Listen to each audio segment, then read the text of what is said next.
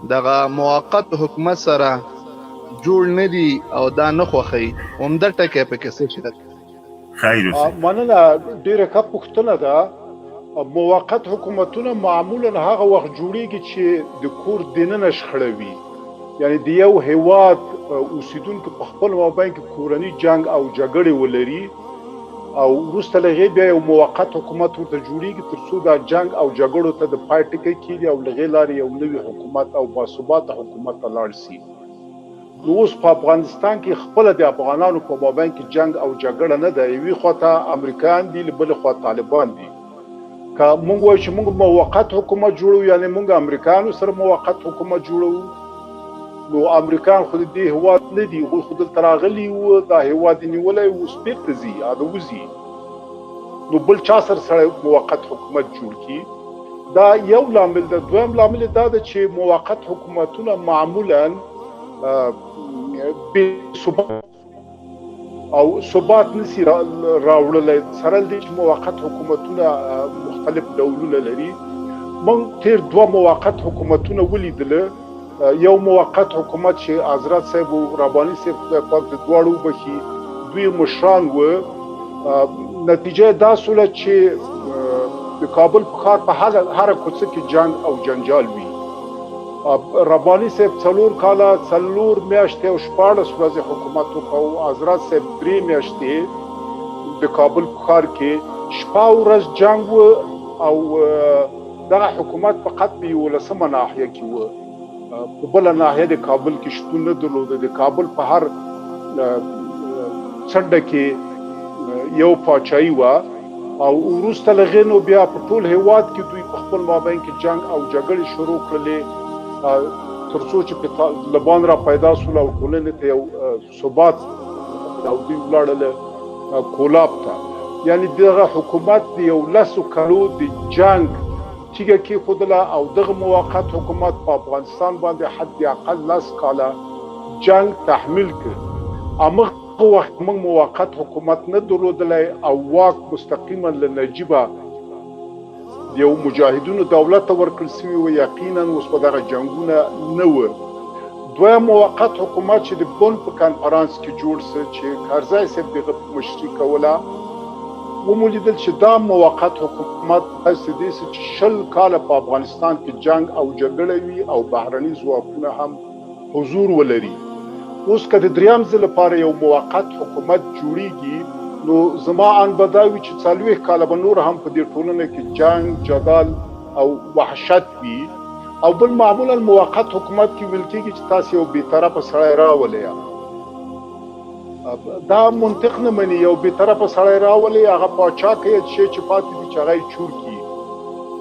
دا بېطرفه سړی اول نسته، که پیدا سي دا بیا په کوم ځای باندې مشروعیت لري چې دلته خلکو وینې توی سوي دي، 20 کاله دلته جنګ جهاد مبارزه سوې ده او مفت که د قدرت یو بل چاته ورکړي او هغه بېطرفه سړی چې راولي نه ملي ملاتړ لري نه نړیواله ملاتړ لري او غیر له دې چې بحرانونه رامنځته کړي. د دې لپاره چې د افغانستان د اوسنی ناورین او خونړی ناورین پای ته ورسېږي، موقت حکومت که په هر شکل او هر بڼه باندې جوړیږي د افغانستان د ملي ګټو سره په ټکر کې ده او د دوحې د تړون سره په ټکر کې ده او دا د نړیوالو غوښتنه هم نه ده. او موقت حکومت اوس هغه څوک شعار ورکوي چې نور زیاتې بقا نه لري په دې افغانستان کې او دوی باید وتښتي. د دې لپاره چې ونه تښتي هغه خپل ثروتونه وساتي، غواړي چې د موقت حکومت په موجودیت کې یو څو ورځې نور د دوی عمر اوږد سي. دا چې افغانستان د ثبات خواته ولاړ سي، د جنګ ته د پای ټکی کېښودل سي، نو بهتره دا ده چې د موقت حکومت په جوړولو بېجایه انرژي مصرف نه سي، بلکې ټول افغانان هر څوک چې هر چیرې ده د سولې لړۍ سره مرسته وکړي، بین الافغاني مذاکراتو سره مرسته وکړي، واخلي، اړتنه وکوي، تر څو نوی مقتدر اسلامي حکومت رامنځته سي چې هغه به پراخ بنسټه وي، همه شمول به وي، هغه کې به مختلف اقوام شتون ولري، مختلف اړخونه به شتون ولري او هغه کې به هر افغان خپل څیره، خپل فکر، خپل عقل، خپل اراده ویني او دغه حکومت به نړیوالو ته هم د قابل د قبول او د منلو وي او افغاني ټولنه به د تل لپاره له جنگ سره خدای پاماني وکړي. اوس دغه شرایط راغلي دي چې موږ دغه یو طلایي چانس لرو، دغه یو طلایي فرصت لرو چې موږ کولای شو د 40 کلن خونړي جنگ څخه ثبات خواته ګام اوچت کړو. نو اوس بیا هم د افغانستان خلک موږ نه پرېږدي چې دې خواته ګام اوچت کړو. هغه اوس غواړي چې موږ په موقت حکومت باندې مسحوب کړي او د سولې لړۍ تخریب کړي او پرېږدي چې افغانستان د ثبات خواته ولاړ شي او دلته جنګونه ادامه ولري او هغه جنگي ډلې چې څه په کور دننه دي او څه کور بهر دي د دوی ګټې خوندي شي. د دوی ګټې ډېرې خوندي شوي دي. راځي چې اوس باید د افغان ولس او د افغان ملت ګټې خوندي شي. موږ باید د دولت د جوړولو خواته ګام اوچت کړو او لومړنی بهرنیانو ته دا زمینه او شرایط مساعد کړو چې هغوی له هېواد څخه وځي او موږ خپل افغانان اولین ګام مو دا ده چې خپل نوی اسلامي دولت جوړ کړو. بیا عرض کوم چې د نوي اسلامي دولت جوړول تنها د طالبانو دنده نه ده، تنها د دغه حزب یا د هغه حزب دنده نه ده، دا د ټولو افغانانو وظیفه ده، دا د ټولو افغانانو ملکیت ده او دا د ټول افغانانو نه باید استازیتوب وکړي. ټول افغانان ټول ځواک سره، عقل سره، منطق سره، نیرو باید له دې لړۍ نه ملاتړ وکوي تر څو که د خدای پاک رضا وي چې هر څومره ژر ممکن وي موږ په هېواد کې د نوي دولت، نوي حکومت او نوي اسلامي نظام شاهدان واوسو. مننه اوریا صاحب مبارک. زه به قاري صاحب سعید ته دغه د هغه لینک ورولېږم د لایف هغه په لارو دی لینک ور نه و ورسېدلی، بیا هم په هر صورت باندې لینک زه باید ورولېږم. او تاسو مبین صاحب څوک شته د چا نوبت هغه د سوال وکړي؟ نوبت د منصور صاحب مبارک مهرباني وکړئ.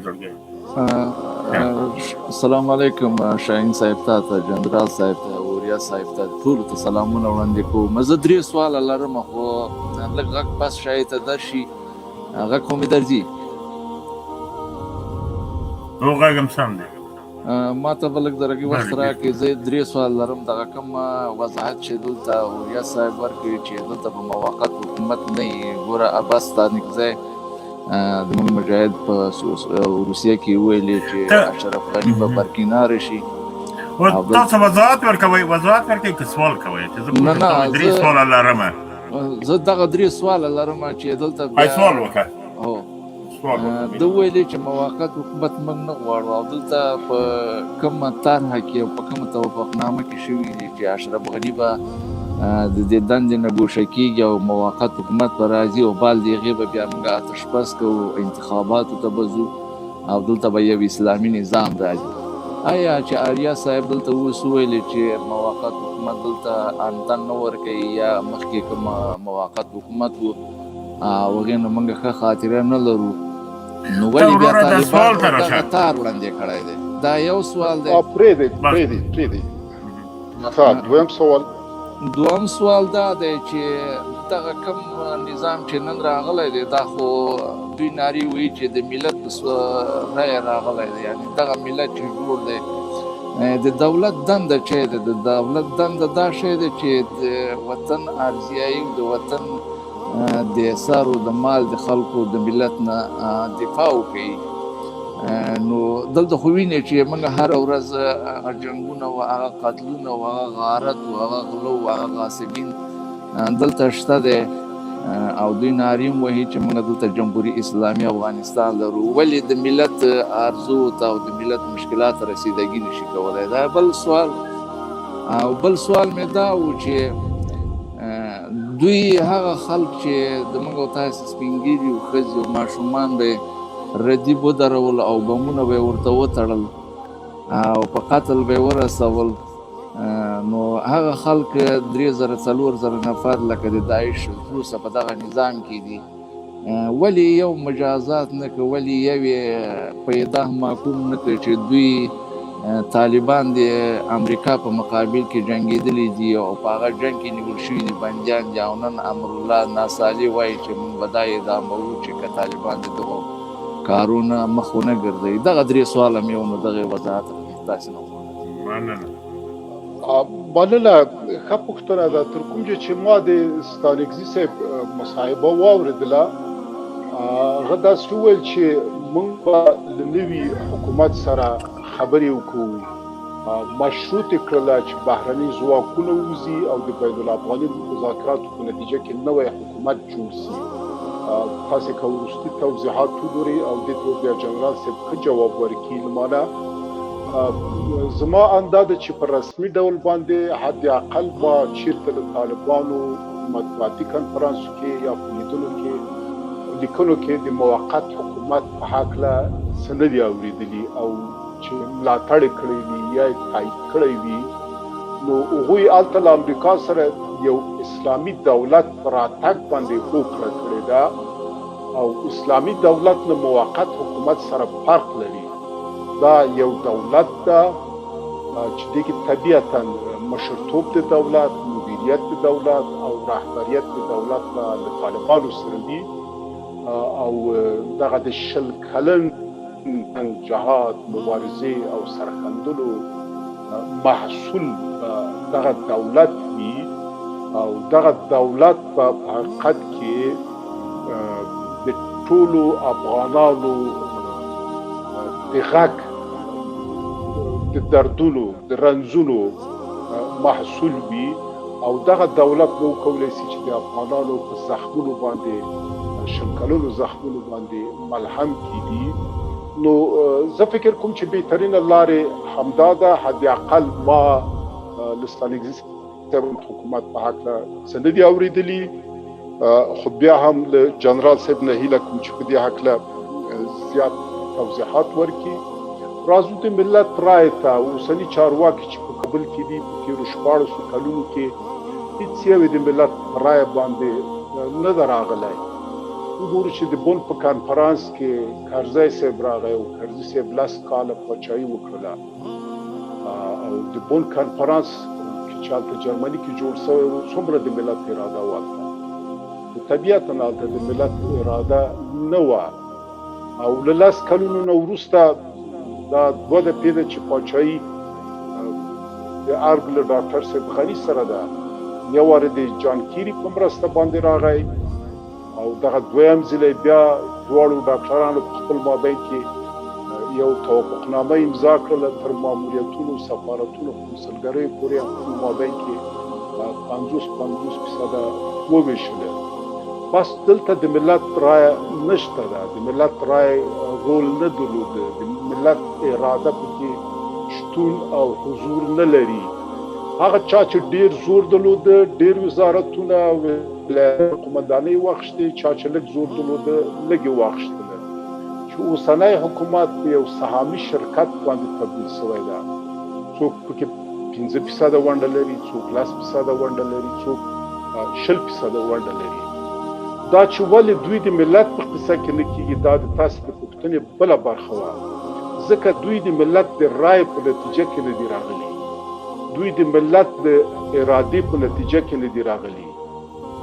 که چیرې دوی د ملت د رایې په نتیجه کې راغلي وای، د ملت د ارادې په نتیجه کې راغلي وای، بیا به ملت ته درناوی کوه.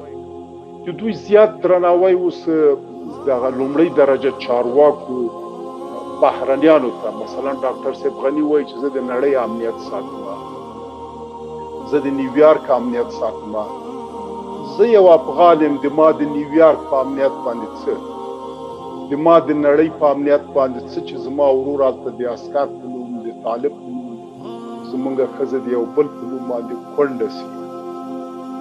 آیا امریکا دومره ضعیفه او ناتوانه ده چې خپله د نیویارک امنیت نشي ساتلی؟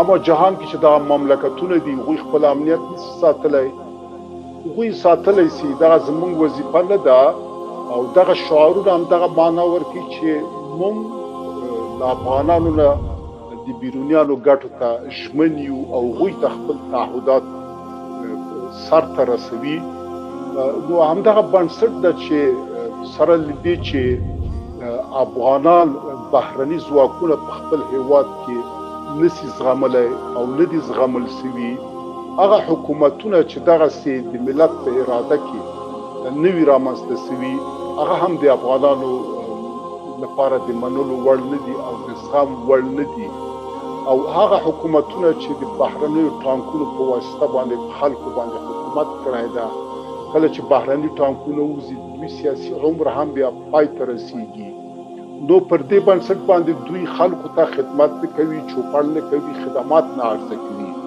داسې نه چې دوی امکانات نه درلودل امریکا دوی ته دومره پیسې ورکړلې چې هیڅ هېواد ته نه وي ورکړې مګر یوه شفاخانه هم اوس په افغانستان کې نشته ټول خلک چې مریضانېږي یا پاکستان ته ځي یا ایران ته ځي یا هند ته ځي یا یو بل چیرته ځي ډېر عادي مریضګانې چې وي نو پر دې بنسټ باندې ویلی سو چې ډاکټر صاحب غني په دې پوي دی نور دلته بقا نه لري دی نور دلته شتون نه لري همدغه ده چې پیسې وباسي طلاوې وباسي نور شیان وباسي خپل له هېواده بهر دا ځکه چې دی نور په دې پوه سوی دی چې دی دلته شتون نه لري یا اوس د ولسي جرګې او د ډاکټر صاحب غني تر مابین په خو د 91 بودیجه باندې جنجالونه دا ټول د دې لپاره دي چې دوی ځان ته زمینه او شرایط مساعدوي چې زیاتې له افغانستان څخه ووځي په تیرو کې موږ وینو چې یو څوک راځي وزیر کېږي بیا چې له وزارت لرې سوی د ډیپلومات پک سره له افغانستانه په همغه ساعت وتلی ده یا سبا وتلی ده دا اوس حکومت کې زه داسې کسان پېژنم چې له امریکا نه یو څوک راځي له جرمني نه یو څوک راځي دلته د یو کار په خاطر نو افغانان ځي جرمني کې د غریبۍ لپاره ټوله دنیا کوشش کوي چې امریکا ته لاړ شي دوی له امریکا راځي د یو کار په خاطر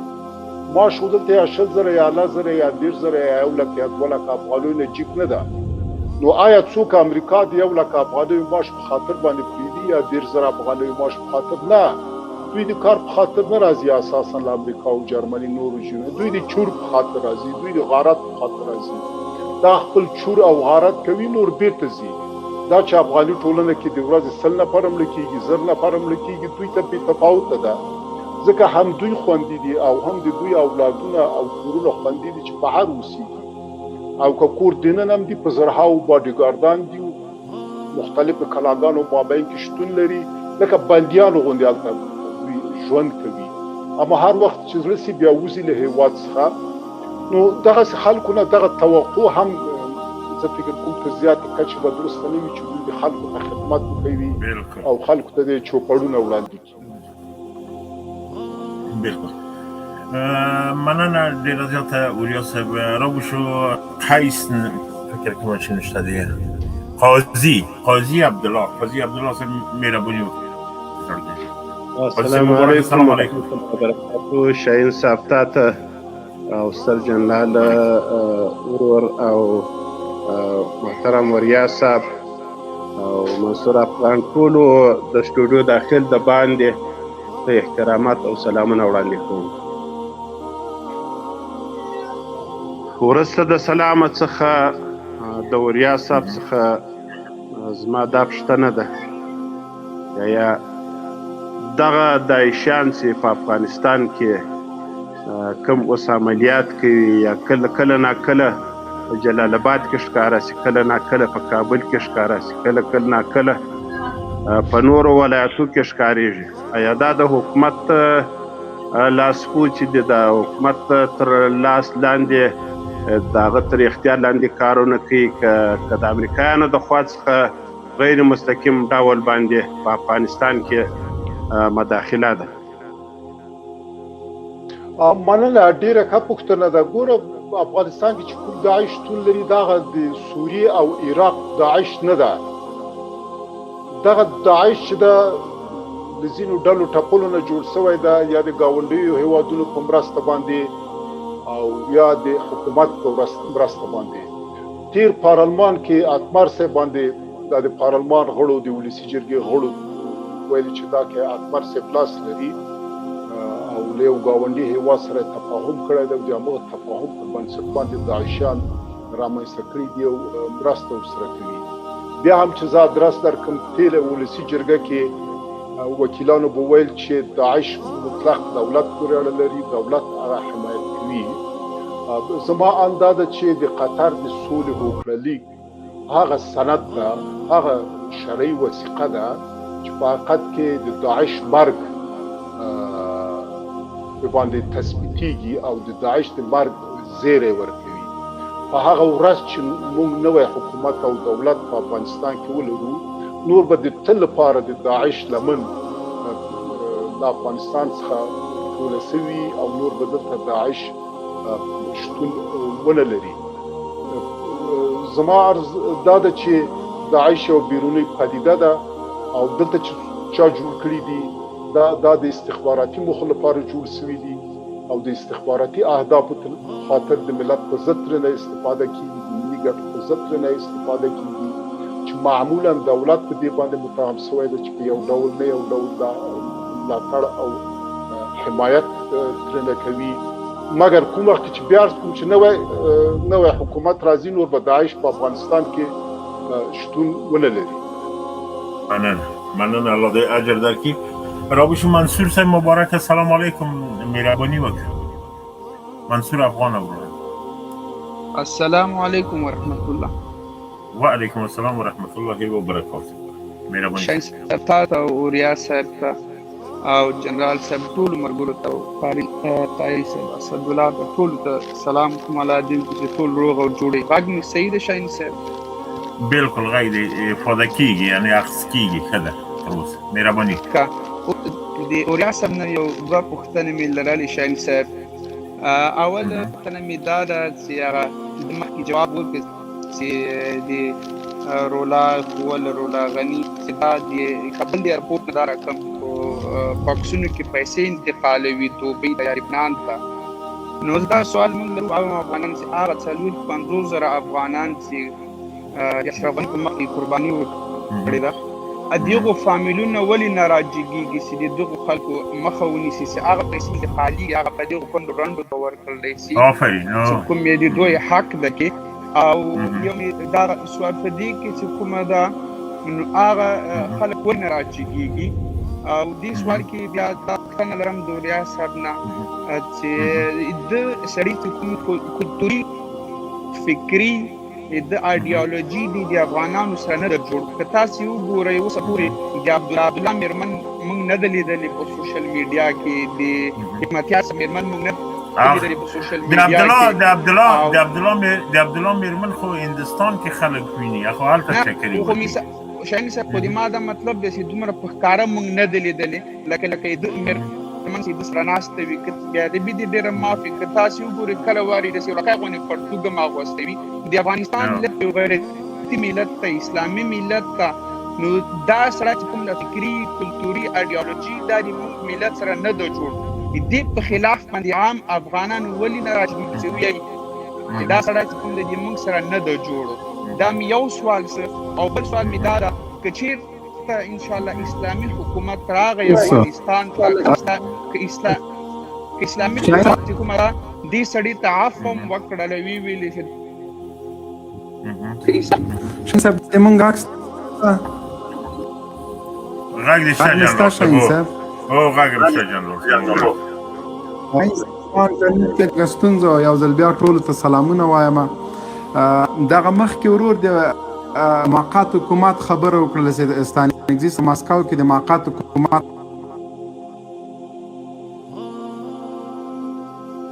خبره موقت حکومت نه غاری دي څوک نه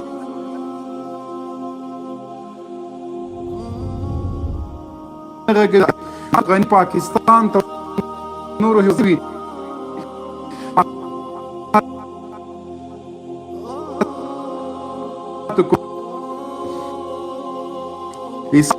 محب جنرال متاسفانه رای دی کټینګ لري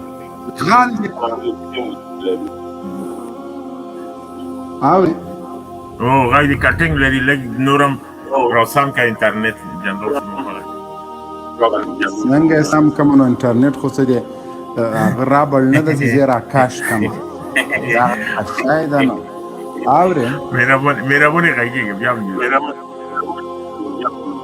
و صحیح ده اشرف سعید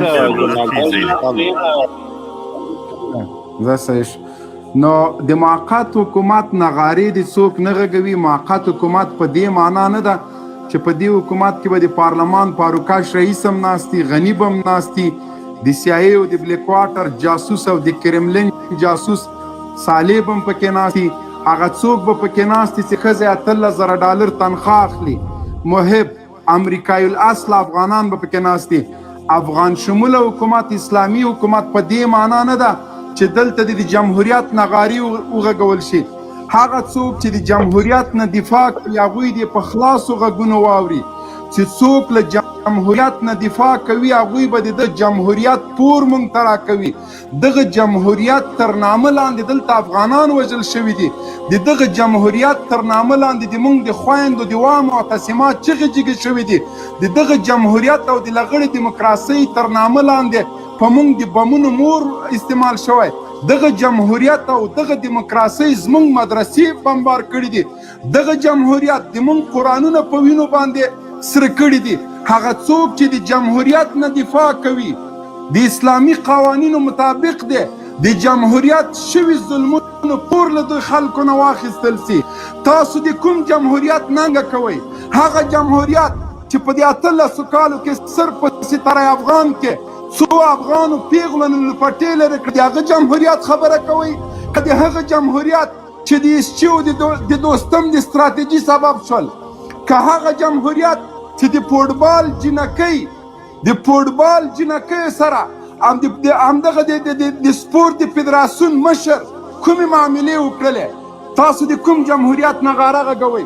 هغه جمهوریت دلته چې د افغانانو نه بچي و ماشومان واخیسته، اسلامي تمدن یې ړنګ که، اسلامي امارت یې ړنګ که، دلته زمونږ کلتور باندې ملنډې ووهلې.